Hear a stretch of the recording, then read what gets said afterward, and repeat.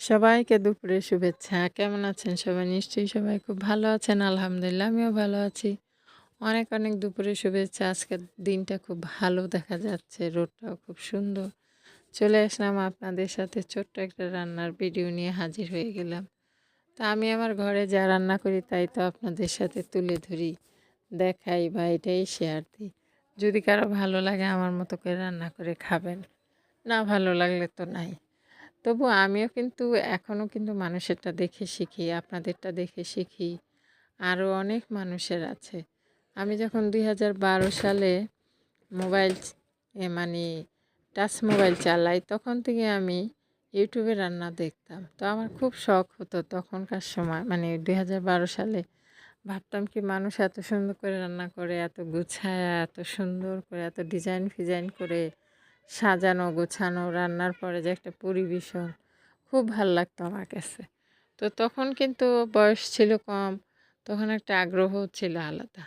তো আমি কিন্তু ইউটিউব থেকে দেখে দেখে অনেক রান্না শিখতাম, অনেক রান্না প্র্যাকটিস করতাম। আমি কিন্তু মিষ্টি বানানোটা ওই ইউটিউব থেকে দেখে শিখেছি। আপনার পাউরুটি বানানো ইউটিউব থেকে দেখে শিখেছি।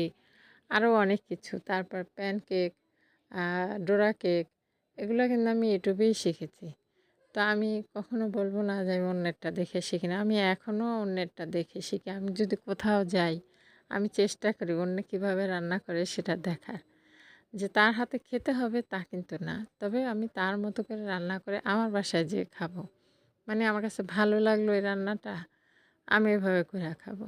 সেটা নিরামিষই হোক, মাছের তরকারি হোক, আর আপনার ভর্তা-টর্তাই হোক। তবে যাই হোক, ভর্তা জীবনে যা শিখছি সব আমার মামির কাছ থেকেই শিখছি। কারণ আমার মামি আগের মানুষ হলেও তিনি আমাদের মতোই আর কি, খুব এই যুগের সাথে মানে আধুনিক ছিল। তো ওনার চিন্তাভাবনাই ছিল অন্যরকম। তো আমি ভর্তার কথা বলবো না যে আমি কার কাছ থেকে শিখেছি। আমি কারো কাছ থেকে ভর্তা শিখিনি। ভর্তা আমার মামির নিজের কাছ থেকেই শিখেছি। আমার মামি যেভাবে বানাইতো আমিও সেমভাবে চেষ্টা করি। তবে ইদানিং একটা ভর্তা আমার খুব মনে চায়, সেটা হচ্ছে পাহাড়িদের সেই জুমের মরিচ দিয়ে যে ভর্তা খায় সিদ্ধ করে, সেটা হচ্ছে মুরগি দিয়ে বা শীতল শুটকি দিয়ে। সেটা আমি মাঝে মাঝে ট্রাই করি। এর মধ্যেও একবার ট্রাই করছি। তো ভালোই লাগছিল। হয়তোবা ওদেরটা আরও বেশি মজা হয়। যদি ওদেরটা খাইতে পারতাম তাহলে বুঝতাম। তো যাই হোক, আমার রান্নাও শেষ। সবাই ভালো থাকবেন।